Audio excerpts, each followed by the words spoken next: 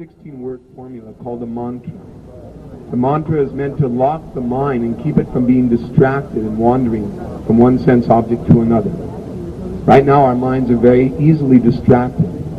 As soon as some sense object comes along, then our mind becomes immediately drawn to the relationship of the senses with sense objects. But this chanting actually fixes the mind within on the absolute truth, and then gradually as one is purified, you can see that absolute truth everywhere and anywhere.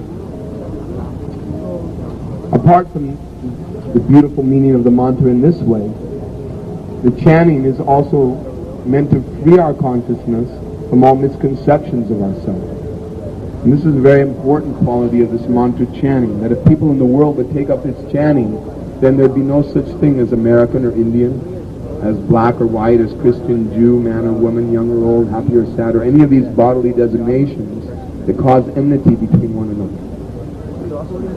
The natural disparity of this material world is that one living being is created stronger, another living being is created weaker. You'll find that in every species of life. There's something more intelligent, something less intelligent, something stronger, something weaker. And therefore there's no equality on the physical platform. Therefore all those movements in the world that are trying for physical equality, actually it's not possible. Nor is it possible to have mental equality.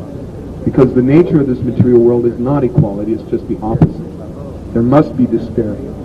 Real equality can be experienced only on a transcendental platform, or a platform above the body and above the mind.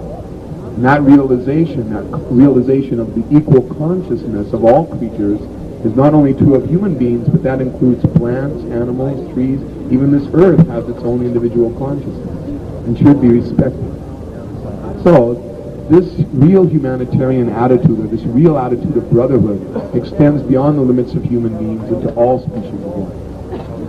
Therefore, you'll find this Krishna consciousness movement is not a sectarian concept.